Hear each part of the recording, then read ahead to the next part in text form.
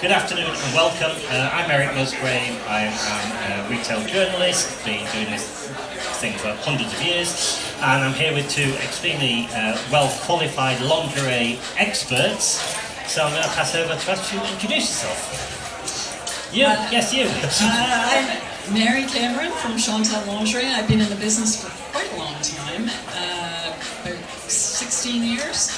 So seen quite a few different eras, but I must say the past couple of years have probably been the toughest yet, so lots of things to talk about. I'm Mark Tweed, the brand director of Cyberjammies. Similarly, been looking after this business for a fairly long period of time, so about 18 years. And before that, I was a merchandiser at Marks & Spencer's for another 7, of which was a big chunk of nightwear management as well. So I sort of lived and breathed nightwear for about 25 years. Sleeping on the job or something like that. Very good, Mark. Okay. Right, so we're here to talk about the happy subject of how to operate in tough times. So I was just thinking when we were planning this, I thought, well, past 2.5 years of COVID and lockdowns and opening and lockdowns, we thought that was bad enough. But then we open up and what do we have? A cost of living crisis, political chaos in the UK, continuing fallout from Brexit, supply chain disruption, rail strikes, volatile weather, and a war in Europe. So plenty of reasons to be cheerful. So hey. So let's face it, if we came through lockdown as either a retailer, a supplier, an agent, a freelance bod like myself, we've done pretty well. So whatever's going to happen, we'll be absolutely fine. We'll just have to adapt. So we're going to talk about different ways of adapting. So I think we all know we've got to adapt, and let's face it, the last few years have shown we can't be sure of anything, and we take things for granted that suddenly are taken away from us. So who knows what's going to be next? So anyway, my train might be cancelled today. Who knows? Right. So the idea of today's session, and hopefully with some input from you lovely people, is to get some ideas, some news and views, and some tips from my lovely experienced shops here. And I might throw in something if you want some colour advice, colour trend advice on trouser trends for the smarter man. But anyway, let's get back to the business. So, Mark, during lockdown, obviously for people with bricks and mortars shops, there was a slight problem that they couldn't sell. But for people like Cyberjammies, who had an online presence and transactional website, things were slightly different. So can you give us an idea of, because you've obviously wear several hats as Cyberjammies, you're a brand, you're selling direct to the consumer, and you've got a considerable wholesale network. So can you tell us about the experience of Cyberjammies during lockdown, and what you learned from it, and what you'll be taking forward for whatever the future's got to offer us? For a start, I don't think half an hour is long enough to get that's through all right. stuff with We're on time until 8 o'clock, aren't we? Yeah, I think like every business, when we first opened up, when we all started going into lockdown, the first thought was, will we still be going in 6 months' time?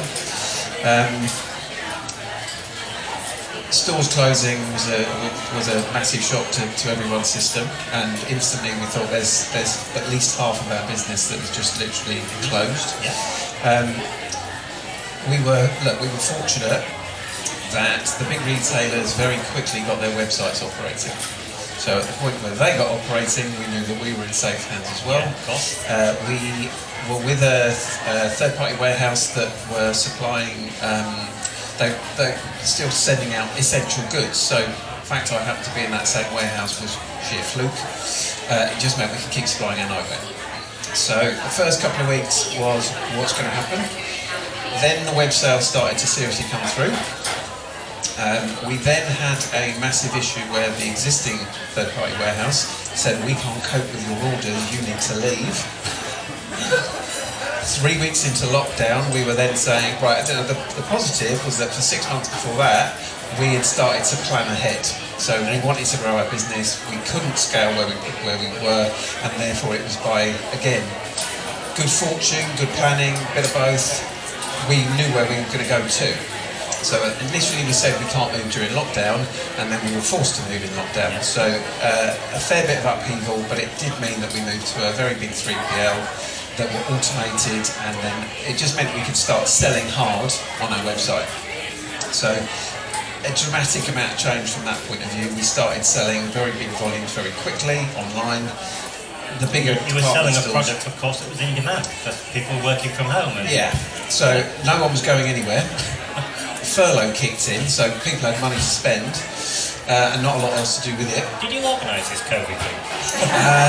I've been wondering what the source is. They're blaming some Chinese lab. I think it might be Cyberjammies. Yeah, we managed to benefit from it massively when other people have suffered a lot. So we tend to keep a pretty low profile when it comes to that point because it doesn't sit particularly easy with a lot of people. But look, we had 2 dramatic years of growth, which was great, having moved to a new 3PL. From a store's point of view, with stores closing, what it enabled us to do was say to all of those stores, do you want your orders or not?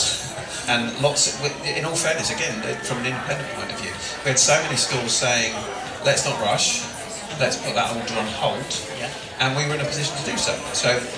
But in principle, what we were able to do was very swiftly move that stock from heading into a store to anyone that was requiring it for online. So we were just incredibly fortunate that we were in that position to flex from one to the other. We had a really flexible warehouse that were able to manage the switch over, and it meant that actually the online sales went far and away past the bricks and mortar sales that we lost.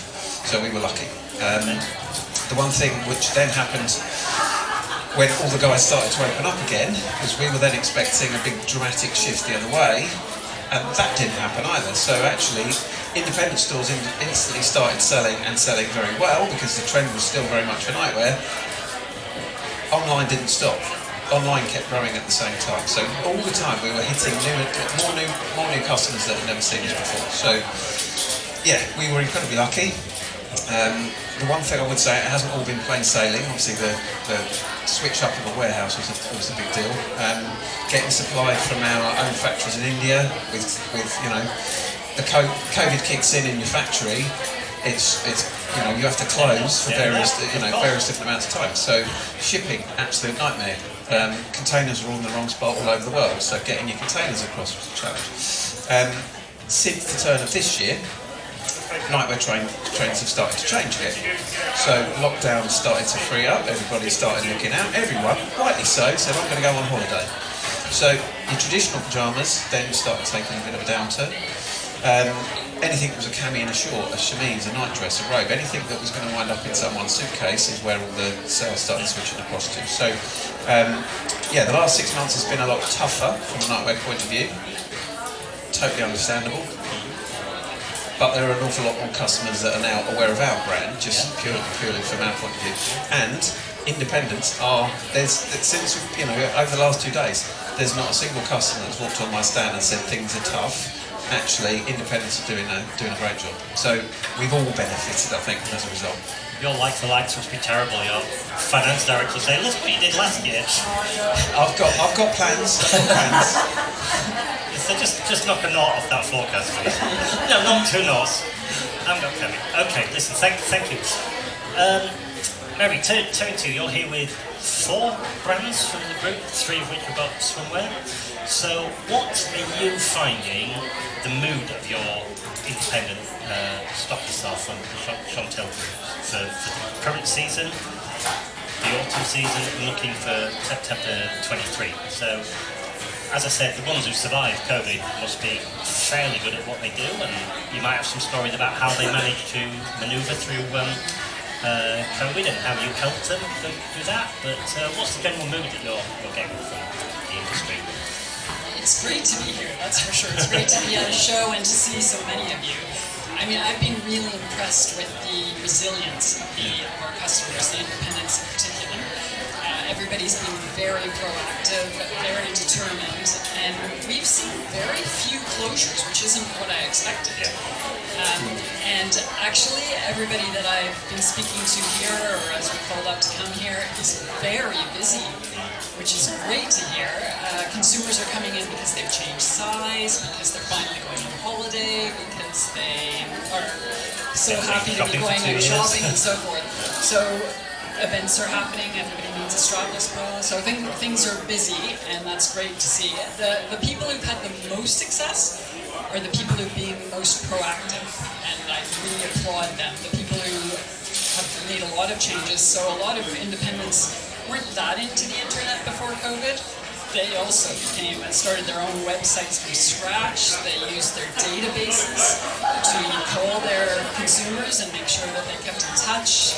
They did a click and collect or a phone and come and get from my store door kind of service. Appointments as things started to change. So people were very creative in what they did and are still doing. They used their social digital skills to try and keep relevant with their consumers, keep communicating. Facebook, Instagram, all those things I think all of the independents and ourselves have had to do a lot with.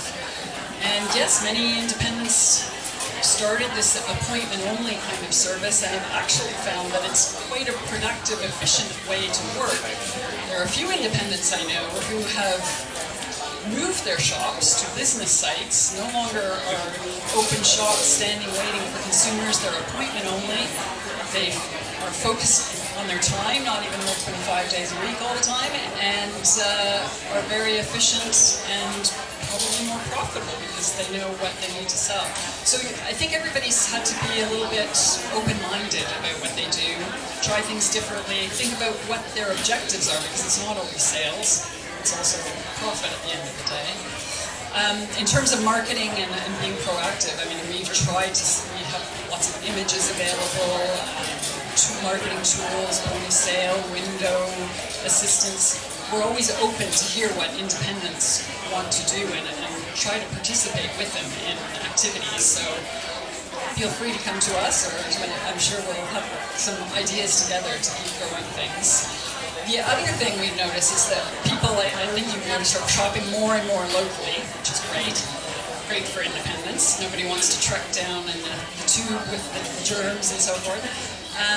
Keep that up, keep relevant, keep them coming back, and that's where it's important to make sure they're not just coming for lingerie, but they're coming for more categories from your shops. So, as Eric said, we've launched swimwear across our brands. We've launched some nightwear. We've got shapewear. We've got some maternity wear. I think you need to think about how to get that consumer to come in and not just buy a couple of bras, but also buy a whole wealth of products. And that's what can help you to increase the basket size as well. Yeah, I think that's an important thing to sort of stress. You are, as a lingerie retailer, you are an expert at the category, but the category doesn't essentially have to be the bra and pants, it could be a couple of other things. But everything you've been saying is what I've been hearing, that people have rediscovered their local specialist independent, whatever type. This happens to be lingerie. There's 2 years of pent-up demand that had to be satisfied. Now we've got the swimwear demand having to be satisfied. There's the fact, somebody said to me last week when I was here at the menswear show, we've got three years of cancelled weddings are now happening, and proms, and I was talking to an Irish guy and saying, we've got christenings, we've got races, we've got deaths, we've got confirmations, blah blah blah. There's great opportunities, and I think it's very important for any independent retailers out there to really maximise on the opportunities. Don't be shy about blowing your own trumpet and saying, we are here, we're actually really good at what we do, come and see us. You have got the advantage, of course, because maybe not entirely because of COVID, but certainly COVID saw the end of Debenhams, Arcadia, BHS had gone previously, lots of other places that sold some of the categories we're talking about are no longer there. Their customers have to shop somewhere, and not everybody wants to go to a supermarket or Primark, good as they are for what they do. I've got a question for any of you in the audience who are independent lingerie retailers. Don't be shy now. Who do you think you're actually better at what you do because of what happened during COVID? Because you had to change somehow in some way.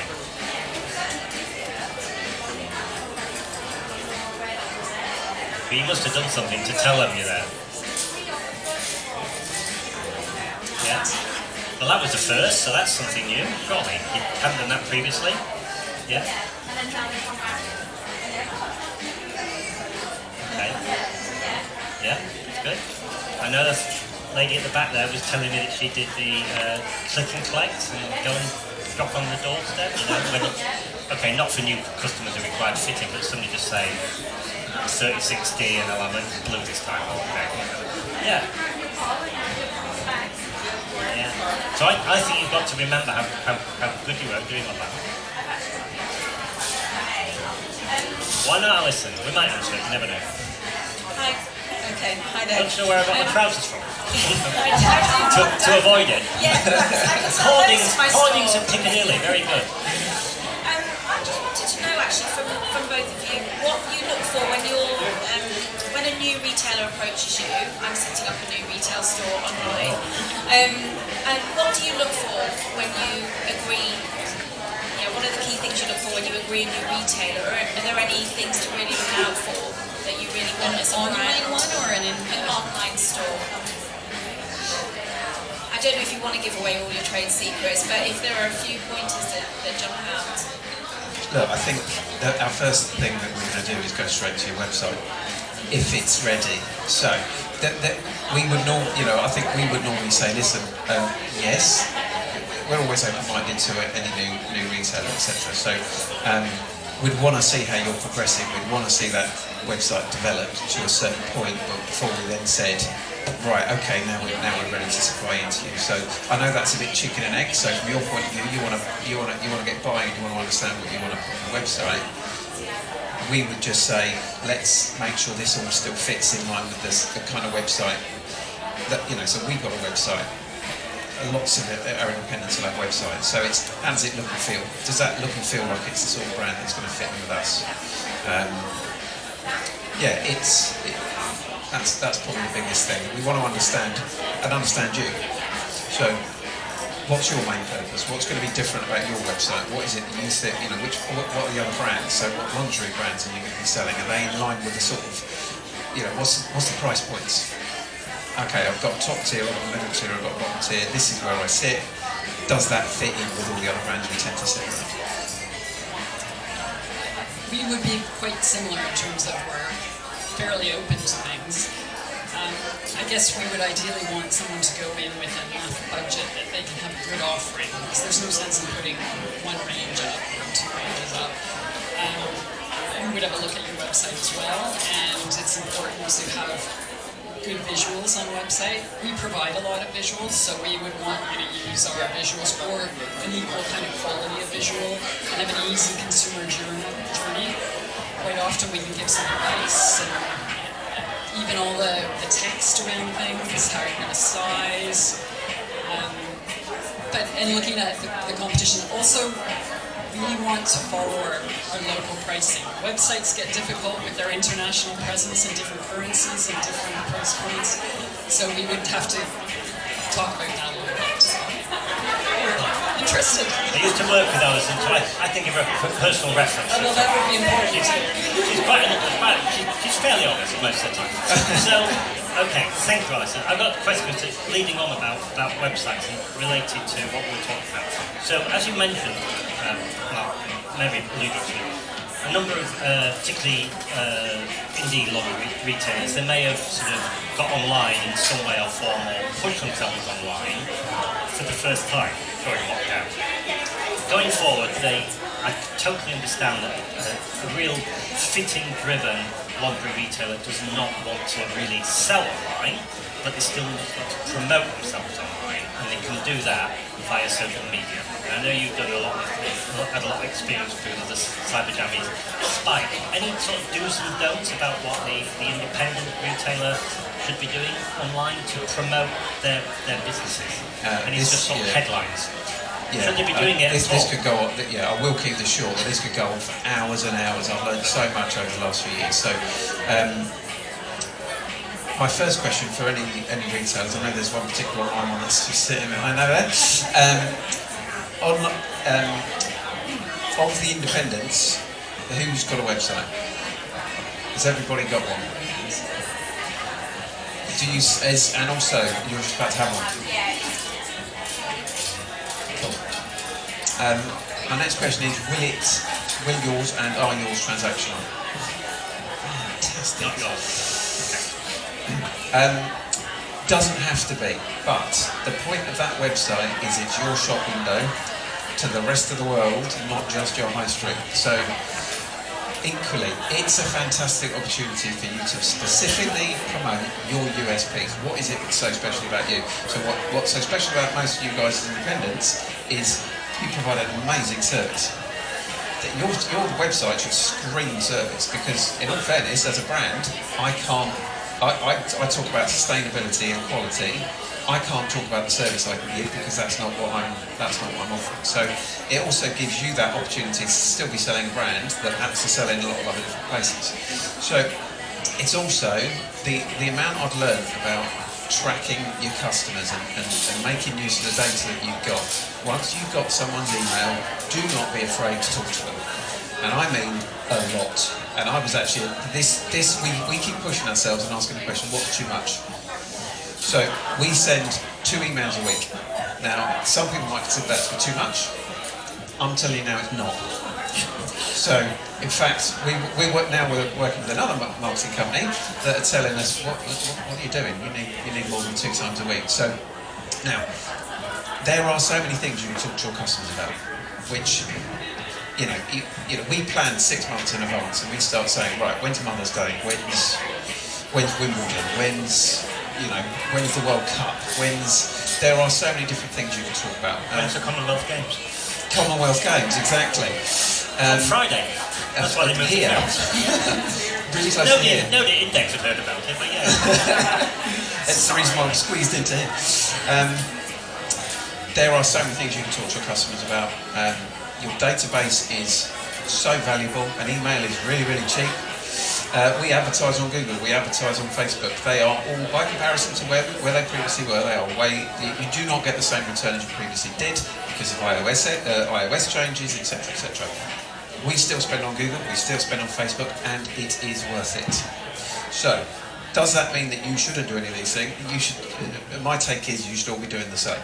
You know, as a brand, I am more than happy for you guys to be promoting your website, which has our product on it. It's more eyeballs on everything we do. So, my big thing is make sure you're giving yourselves plenty of opportunity. I mean, we only sell nightwear, and we still manage to send out 2 emails a week. So guys that are selling lingerie, swimwear, nightwear, accessories, you name it, there are endless possibilities for you to keep talking to your customers. So my biggest advice is keep talking to them, because every single time we send an email, our sales spike. Keep them interested and keep talking. I think the other point is you might set up a beautiful website. I think everybody thinks it's easier than it is, but you need to get people to know about your website and come to your website and give the email.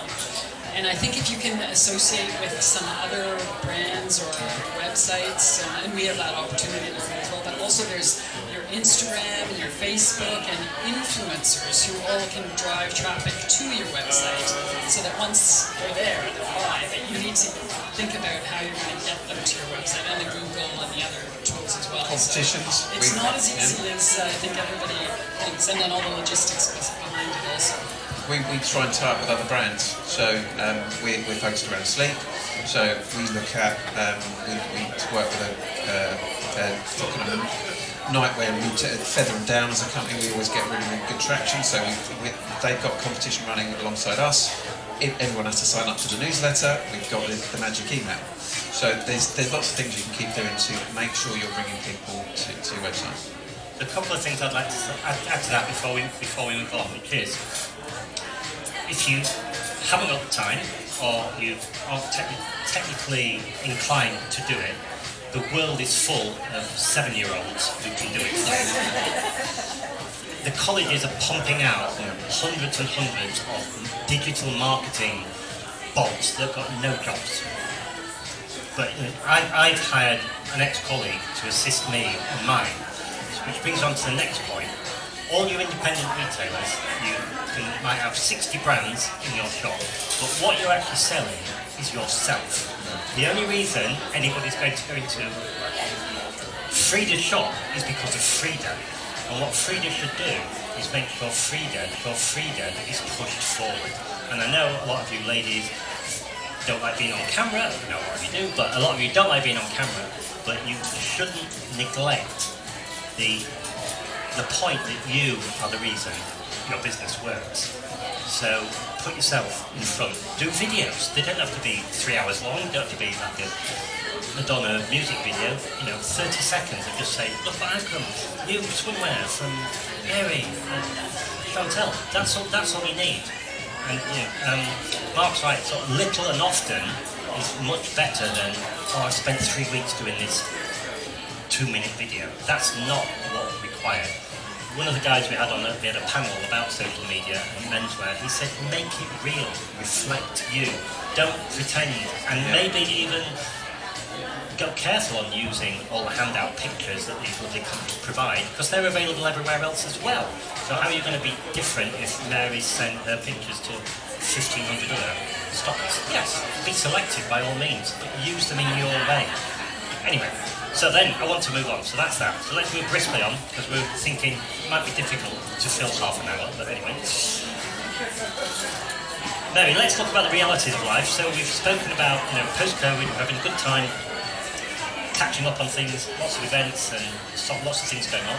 But, as we joked about in the beginning, there are some things going on in the world that are not so advantageous. What advice would you give generally to our independent audience here about how they should be preparing themselves, what they should be just aware of coming through autumn, Christmas, New Year period, and then into spring, summer 23? What would you just general advice like?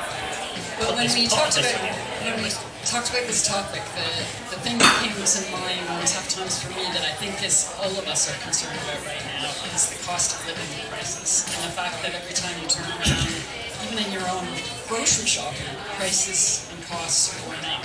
And I'm sure you're seeing them in your businesses. We're seeing them in our businesses, and so unfortunately, costs are going up, and everybody realizes they're going up and that they have to go up, and prices are going to have to go up, and even in this industry, unfortunately, prices are going to have to go up. I don't like doing it, nobody likes doing it, but it is the reality because we all need to make money, profit. So I guess lingerie is a small product, but you shouldn't forget it's a very complicated product. There's a lot of fine materials in lingerie, and it's worth the price. But we are the ones who know that and know how to explain that. So it's really important that you all think about how to explain the fact that things are going up, that quality is critical. Quality also means things last longer. That's better for the environment. So instead of going to those Primarks or whatever, you should be encouraging consumers to spend a little bit more to get the quality, to get the longevity. Don't be shy about it. Make sure, and it's not, of course, just you. You need to make sure your staff are aware of what's going on and that they don't put the price limit on themselves for consumers. Nobody knows what a consumer is prepared to pay. Give them the tools to feel comfortable with what they're selling and to know why things are a little bit more expensive than other things. Training is key. And training about the experience, because as people have said, you're special because you're bringing consumers a very special in-store experience with coaching, with confidence, with expertise about sizing. You want that consumer to feel like it's a trip to the beauty salon, that they must do it, they feel better, they look better, and your expertise is worth paying premium prices for it. And you need to make sure your staff exude the same confidence that you do. So don't be shy about it. It's important that we all shout about how great our category is and how much it can do for women. Yeah, I mean this applies to all areas of independent retailing that I kind of support and follow, because nobody in the independent sector should be attempting to, compete with the Primarks of this world. It should be way ahead of that. It's just nonsensical. It should never be in a price battle. And what you should be doing is putting products that are worth whatever they cost. And you should be saying to somebody, well, here you are, this bra is only £90. It's going to, not, I'm sorry, this bra is £90, I'm sorry, but, would you mind paying it? It's like, it could be a lot more than that, but it's only £90 and it's going to last you 3 years. And the cost per wear is going to be infinitesimal, as opposed to going to buy something that's going to last you 2 months or something. So I think people begin, I hope that people have begun to appreciate more the local trader, whether that's the deli shop or the baker or the shoe shop or whatever, and they know, you're not rip-off merchants, and you give great products at a fair price.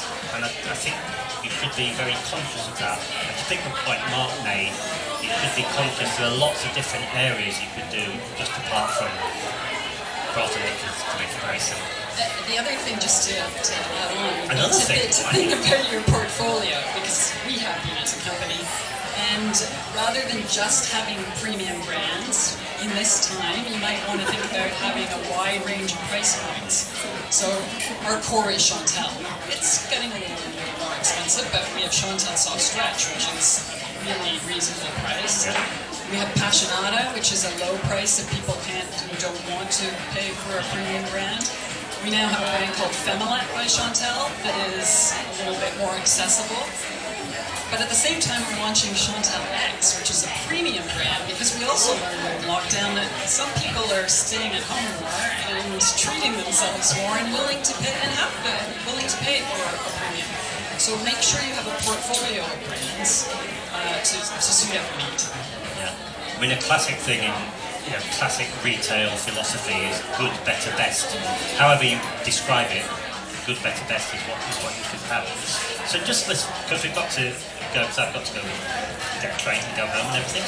So Mark, any comments, moving on from what Mary said, what are your sort of tips to the independent lingerie, nightwear, sleepwear, loungewear, swimwear community for the next sort of autumn season and into spring 23?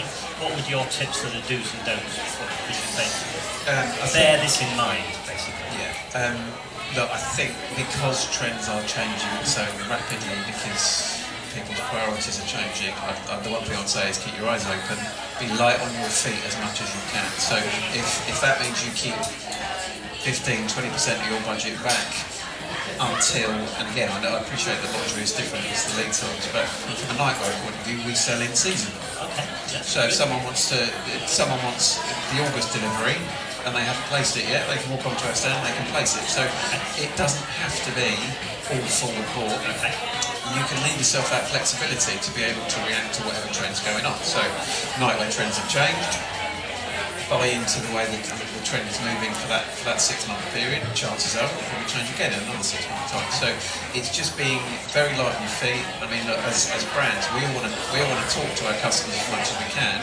If ask your brands, and where are the trends going? Am I definitely buying into where things are heading?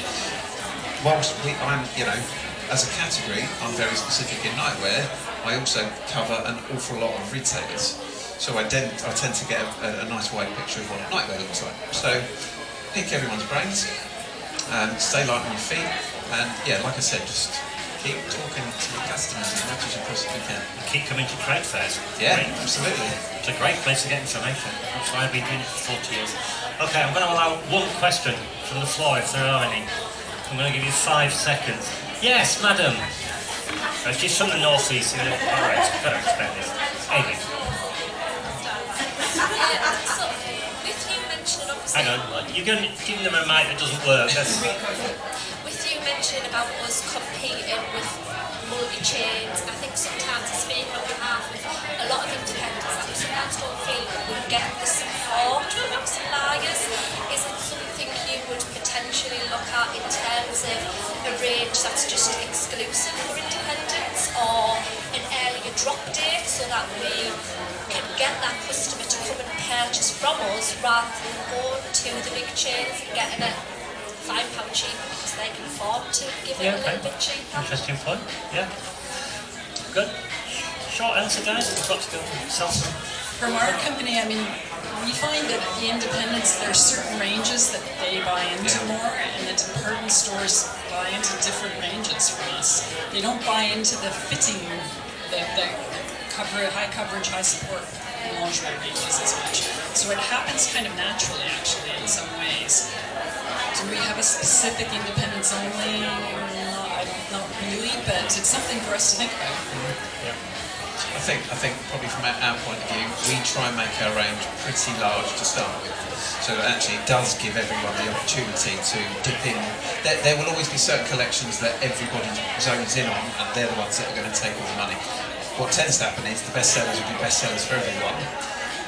We quite often have independents that will actually choose something that's slightly different from the big department stores, and because not that many other people have got it, it absolutely races out the door. So there's merit in it. It's quite tricky to manage, and I think we do 12, 13 ranges a season. Most stores can't buy into more than 2 or 3 a phase. So I think in general we would say we cover it quite well to enable you to pick something that's not necessarily in everywhere, but no, it's certainly, it's a good point. Okay. Right folks, we're going to have to wrap up because we have a show to go to and continue. So I would like to thank Mark, I'd like to thank Mary, I'd like to thank you lot for turning up and taking part, and I'd like to thank Martina, James, Gemma, all of the people at INDX for organising this excellent show. Give them a round of applause.